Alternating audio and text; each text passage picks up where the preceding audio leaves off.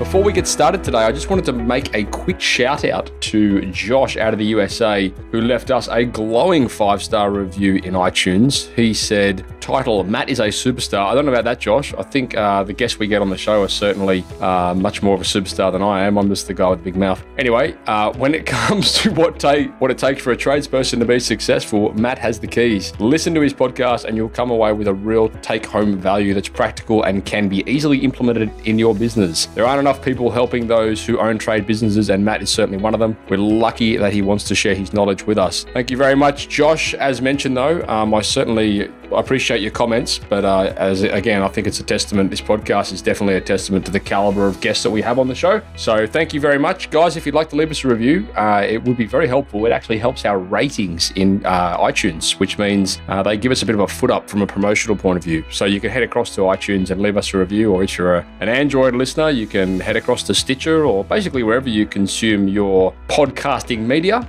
you can pretty much leave a review there. Anyway, another mention quickly to the Facebook group. If you guys aren't part of that and you would like to be, you can head across to Facebook and just type in SiteShed into the search bar. You'll see a page and a group. Go across and like the page, and you can request access to the group. There is some incredible conversations going on in that group at the moment, and I strongly advise you guys to be part of it. There's some seriously good business owners in there sharing a wealth of knowledge. Anyway, that's all from me. Let's dive in. You're joining us for part 1 of the 3-part series that I'm conducting with Mr. Danny Kerr from BT Academy out of BC, Canada. The series we've titled The Top 3 Mistakes Growing Trade Businesses Make, and this is the first mistake, hiring the wrong people in your business. Enjoy! The SiteShed podcast is made possible because of Tradie Web Guys, creators of beautiful websites designed specifically for tradies and contractors. If you're tired of dealing with web designers that have no idea about your industry, then head across to tradiewebguys.com.au and reach out. Like many companies from all over the place, you'll be very glad you did. Giving tradies and contractors around the globe the tools to run a modern business. You're listening to Toolbox Talks from the SiteShed. Now here's your host, Matt Jones. Hello, listeners, and welcome back to Toolbox Talks on the SiteShed podcast. My name is Matt Jones, and I am your host and facilitator. And I am joined today by my man, Danny Kerr from BT Academy. Danny, welcome. Hey, Matt. Thanks for having me. Mate, my pleasure. For the listeners out there, we had a bit of a technical hiccup. However, we're through that now, hopefully. So round 2, here we go. Danny, this series we're putting together here is the top 3 mistakes growing trade businesses make. This has come out of, I suppose, your knowledge and expertise within trade organisations. You run out of British Colombia in Canada. Do you want to tell us a little bit about you and your background and blah, blah, blah? Sure. Blah, blah, blah. Yeah. So, I mean, our whole world is in, working with painting, landscaping, renovations, plumbing, lawn care, like those types of businesses. And reason being is... Tradies, mate. Tradies. Tradies. Yeah. You call that in Australia, tradies, I guess. We need a good word for it. We call it trades, and there's also home services. But anyways, tradies. So...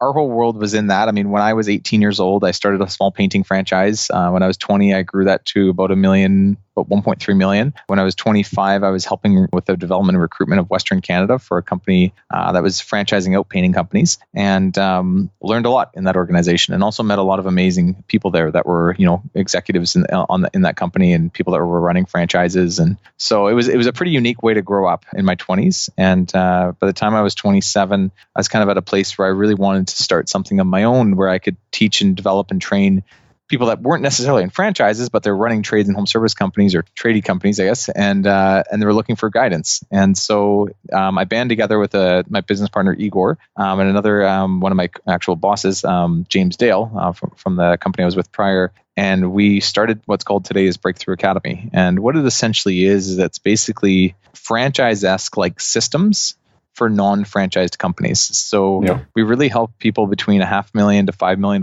in revenue figure out how to systemize their business, how to work better with their people, how to manage profitability, cash flow, understand it as an actual business and not just a trades business. You know what I mean? Like a lot of guys are trades guys. They're not good business owners. So we've really helped them figure out how to run this as an actual company. And from that, help them grow, help them become more profitable, help them have more time for them and their family. And really just stop doing it the hard way. There's a lot of little things that make a big difference. So Danny, when we talk about franchises, just for the listeners that may or may not be overly familiar, what is a franchise? And I suppose why in a franchise is there such a huge, I suppose, emphasis placed on systems and processes? It's essentially when you build a business and it's your own business, if you're not careful, all you'll do for yourself is build a job. Right. So you'll build something that you get, customers giving you money, you go out and do that job with you and your guys. But if you don't show up on Monday, your guys usually won't show up and the customer usually won't pay you, and things will slowly fall apart the longer you're away from that so-called quote unquote business. What a real company and what a real enterprise consists of is good systems, good people that are trained to use those systems. And what you really need to be as an owner, as you grow this as a real company and organization, is the orchestrator of those things, kind of the puppet master of those things. Yeah. And, if you're stuck in there in the cogs, working with those cogs day to day, you're never able to step back and actually run it as a business. It will never be anything more than just a job. So we really help people step out of that day-to-day place that they put themselves into where all the sticks lie on them and help them lie them on the right employees, the right systems, and help things kind of become a little bit more automated without them needing to be in every part of the day-to-day. Yeah, okay. And I suppose, well, for the local guys here in Australia, an example of a franchised business would be Jim's Mowing, Jim's Plumbing, all these lawn care companies. Do you guys have those over there? Or? We got those guys there too. Here too. Yeah, okay. We got the same ones. So, okay, cool. Different franchises offer different things. I personally am not a huge promoter of franchises. I think that they do certain things really well. They build systems really well. Yeah. They can potentially help you get up and started quicker than normal. They can give you a good brand to work with. But what sucks about franchises is they're locking you into a turf. They're charging you royalties for the remainder of your entire ability to run this business. And slowly, as you grow a company, you're realizing you don't necessarily want or need that franchise. It actually hinders your ability to keep growing. Yeah. Right, so what we've done is unlocked people from that. We're like, look, don't worry about it. You're running $1 million business. Let's just give you the systems that these guys use. Let's just give you the coaching that these guys have access to. Let's get you involved in the culture and the community of other like-minded businesses so you guys can share ideas. And those are all the good parts of franchises that we kind of just took the good stuff and left the bad stuff and created a program out of it. So I suppose there's pros and cons, right? I mean, obviously, for a lot of people out there that aren't familiar with that sort of business structure, then joining a franchise could be a invaluable learning experience. However, like you say, there are limitations. But I mean, there's pros and cons to everything. So yeah, I think that's a really cool takeaway. Basically, what you guys are doing there is helping businesses build in a franchise style model into an everyday business. So that's really cool. Totally. You got it, man. So that's the whole idea. So, Danny, we've broken this series down into 3 episodes, the first one of which is called Attracting the Right Talent. This is a topic that has been hounding my Facebook group of late. People, staff retaining, getting the right staff, keeping the right staff, blah, blah, blah. We've actually done quite a few podcasts recently on that. I just had a gentleman out of the United States who was a lawyer, and he was talking about how to employ people the right way and do this kind of thing. And I know we've had that conversation as well, so I'm really looking forward to diving into that one. The second episode was lack of focus on gross profit margin. And I feel like you've basically created that podcast specifically for me. So thank you for that. You're welcome. It's true, though. I mean, as business owners, I think sometimes, we don't like to look at the things that may not be as appealing as other things in the business. And that very often can come down to gross profit margin. So, and then the last one is going to be the wrong prioritization of time. And, of course, that is a big one because as business owners, we tend to get bogged down in things that we typically should not be doing and we should have other people doing for us who could probably do it 10, 15, 20, a million times better. So, yeah, I think that's going to be a good framework for covering off on, the top 3 mistakes that business owners make. I tend to agree. I think they're also the top 3 mistakes that business owners make. So, what are we hoping to get out of this series, Danny? Like, what are the real linchpins here? Yeah, so here's the nice thing. At the end of the day, we're going to go through some thoughts. We're going to talk through some of our experiences, and we have 120 companies, so I really have seen the bird's eye view of where people make common mistakes. So hopefully we'll say some stuff that's pretty relevant. Yeah. But the nice thing is that we've got a ton of these downloads and templates we've given you, so you can give everybody. And beyond this podcast, there's instructional videos and stuff they can actually take from this and actually use and actually implement in their business immediately. So my hope is that we'll spark some interest, get some ideas from you guys in the sense of how to make some change, and then we'll give you some templates and stuff to get started in. And ultimately, hey, we're a business, we're growing, and if there's the right people out there to work with, our intention is to find those people and work with them and help you guys. Absolutely. And guys, just as Danny touched on there will be a link within the show notes to every episode of this series. You've got to head across there and you can get access to all these amazing templates that Danny's given us. They've all got instructional videos. I've been using one of them, the financial one, and it is absolutely mind-blowing. It even freaked my accountant out how good it was. So I thoroughly encourage you guys to get across there and check that out because it is a absolute game changer. How long did it take you to do that? Put that spreadsheet together, Danny? I don't even know, man. I just did one the other day that took me 22 hours. This one was not even built just by me. It was built by a combination of my team. Yeah. 3 years in, we've made tweaks to it now that hundreds of hours. I don't even know how many hours have been put in just for that spreadsheet, but a lot. So, yeah. Anyway, that's going to be available through the links in the specific episodes, the show notes, and you'll also be able to get hold of that, guys, through the resource section on the site shed, which is thesiteshed.com/resources. Okay, Danny, let's rip in. So, episode 1, attracting the right talent. Go, man. Who are we talking at here? Is this owners, managers, human resource, human remains? Talking about owners, right? I mean, at the end of the day, I find a lot of the people we work with are like, oh shit, we need a painter. Oh shit, we need a production manager. Oh my God, we need an office administrator. But they realize it when it's almost too late. So extremely reactionary. Then they send out a bunch of ads and they try and find somebody and nobody writes coming at the right time. And they just go for this B-level candidate. They're like, whatever, good enough. You come in, help us with this stuff. And they find that this person they've hired never fully lives up to the expectations of what they were hoping them to live up to. Yep. Right. And they're constantly kind of like a half working leg running the business with them. And that this owner now has to constantly be involved in getting that person to become better, helping motivate that person, making sure that they pick up that person's mess behind them because that person missed on a bunch of, technical stuff or things that they were supposed to have done either on the job site or in the office and so on. And so the owner's time never gets fully like saved from hiring this like new person. It actually often becomes more work and they become kind of a babysitter of other people. Ultimately, it's done with reactionary recruiting and accepting of B-level candidates and versus the A-level people that they should have been anticipating and waiting for to bring in at the right time. Interesting. So yeah, I mean, look, that's certainly my experience, both on both sides of the equation in business. I mean, I've both been there where I've been hired for the wrong position, and I've both been there when I've hired people in the wrong position based off probably not having the right processes down. So, I mean, I suppose. Would you say the main reason for people hiring the wrong staff is that they don't have, I suppose, the right briefing or the right onboarding or the right qualification process? Or, I mean, why do we do this wrong? I think it's just lack of, you don't know what you don't know, right? So you trust your gut. You sit in front of a guy or girl and you're like, could I have a beer with this person? Does this person seem like a good person? All right, you're hired. Let's see how you do. Right. And that's the extent of their, hiring process. Right. Or they're, we're in reactionary mode. We need somebody. I don't even care. Missing teeth, whatever. Yeah. You have a steel-toed pair of boots and a heartbeat. Let's rock and roll. Let's see how you do.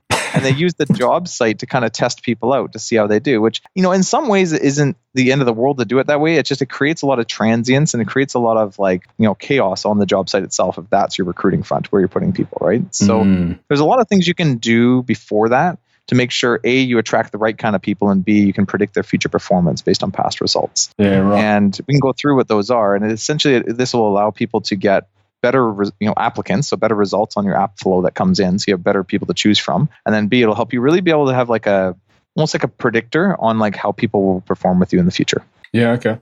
So why don't we talk about that? And why don't we talk about, I suppose, some of the things that we can do to hire smart and talk about some of the things that we can do to maybe fire smart and, how to, I mean, I know when we spoke last time, we spoke a lot about, and it sort of rung home very true to me, having the right sort of KPIs or job descriptions in place can, at the end of the day, save you from having that awkward, legal battle or whatever. I mean, at the end of the day, if they're not performing to the roles and tasks they've been employed by, then what's the point?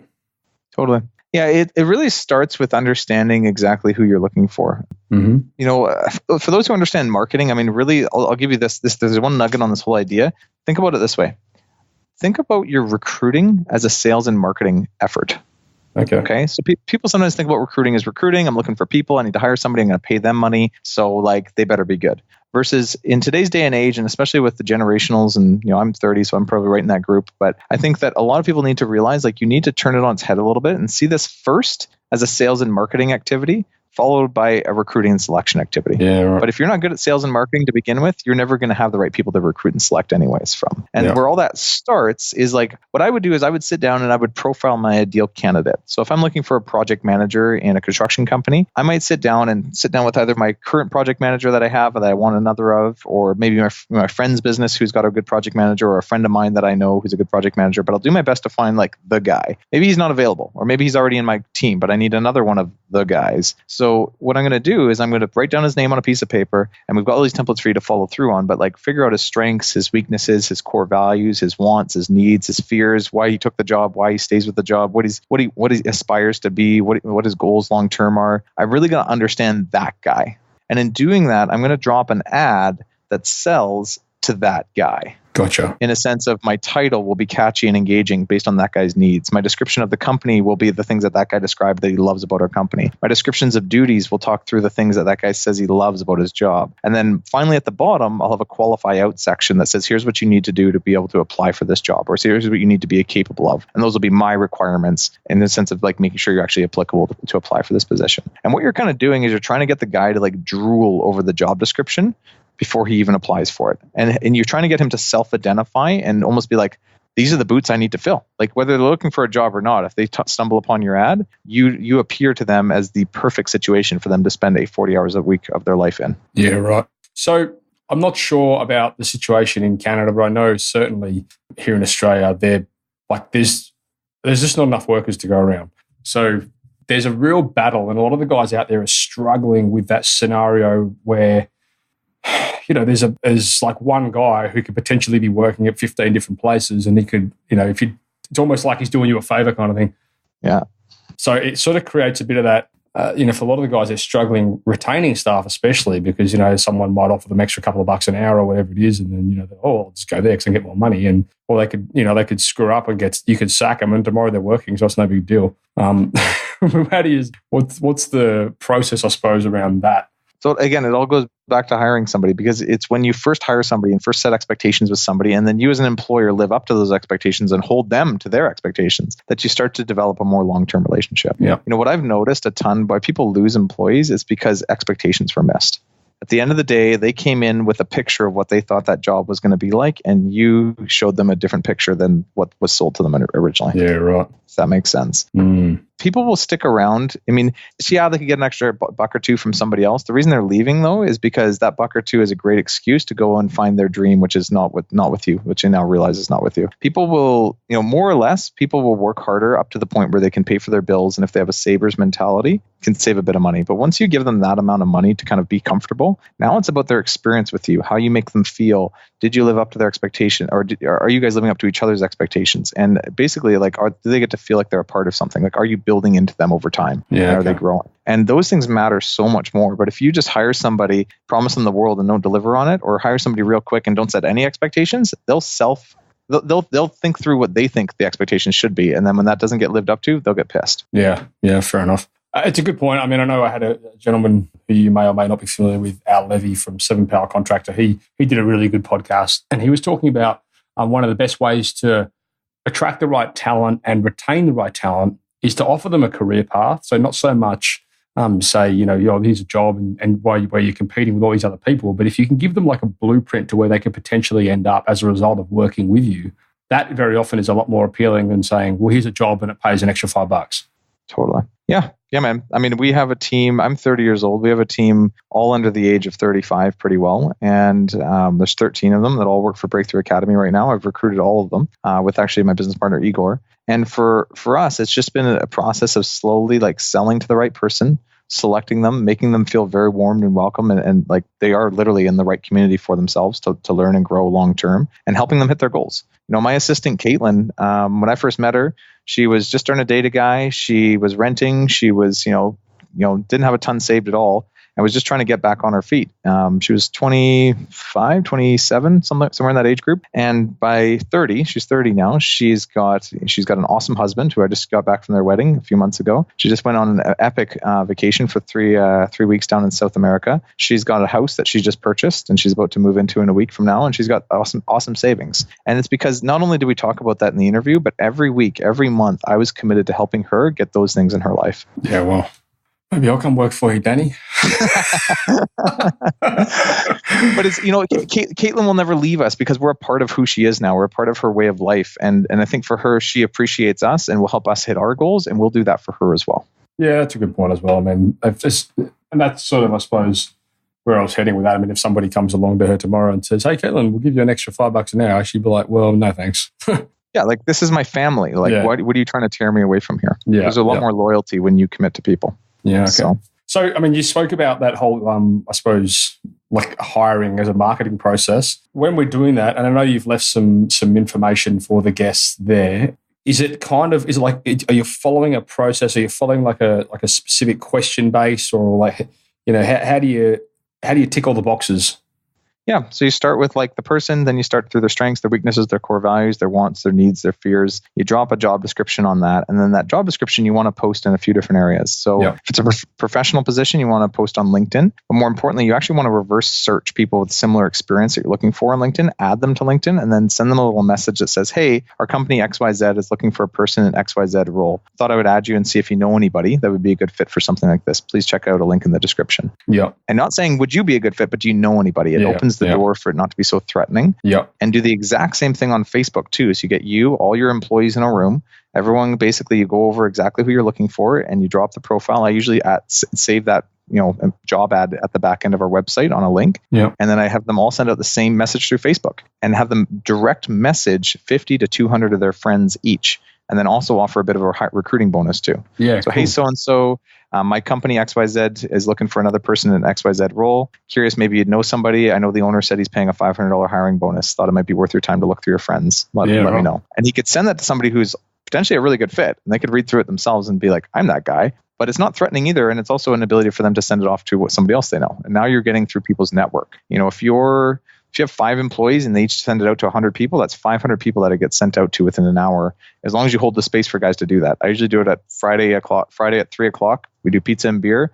Everyone sits around their laptops and we send these things out before the weekend ends. Yeah, and then everyone's kind of like, cool. I'm like, thanks for helping, guys. We'll see if we get anyone from it. And if you do, pass them through. And if so, I'll pay you and your friend $500. You guys can split it between the two of you. Thanks for helping. Brilliant. I love it. So those frameworks, Danny, you've left that for the guests, right?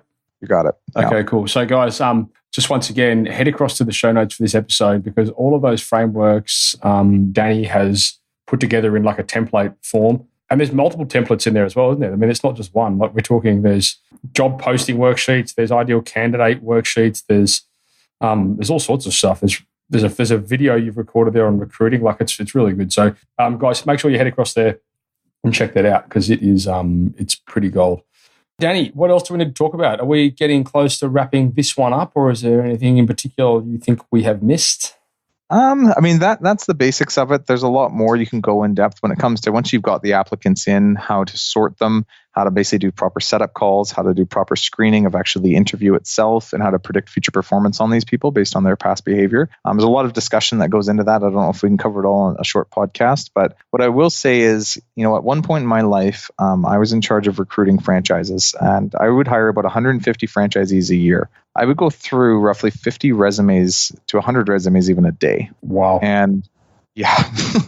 So I got used to like a pretty good rigorous process to recruiting people. And one of the best things I realized with doing this was I would always rate my apps out of 10. So, have them all in a folder, rate them out of 10. And what I noticed is my 9s and 10s were getting jobs within 48 hours. My 8s and 7s were getting jobs usually within about a week, and my 6s and below almost never had a job, and they were always the ones reapplying to me week after week, month after month, even like year after year. And it was interesting because I realized that sometimes that's not just, getting the applicants in and giving them a call and getting them hired. It's being timely with it too. Like when you're busy in the day-to-day and you've got some apps coming in, you're like, oh, I'll call that guy tomorrow, and then you forget, and you're like, oh, I'll call that guy tomorrow, and then you finally call him and he never calls you back. You don't know, but that might have been an A candidate. You just missed him because he got hired before you have a chance to give him a buzz. So just be timely in your approach with this stuff as well. Yeah, right. Good advice. Very good advice. All right, cool. Well, look, I think that pretty much wraps up this episode, unless there's anything else you wanted to add, but I think it's pretty good from my end. No, it's good. I mean, I know this is a problem with a lot of people. If you guys want to chat with me further, as you download some of these resources, there's a chance to set yourself up for basically a one-on-one assessment with me or one of my team. Yeah. And we can talk more about it. But at the end of the day, I think a lot of that stuff will really get you guys started for where you want to go. So yeah, cool. All right, awesome. Well, look, let's wrap this one up, and then we're going to come back with the following episode of the top 3 mistakes growing trade businesses make. The second episode is going to be a lack of focus on gross profit margin. So I'm looking forward to that one.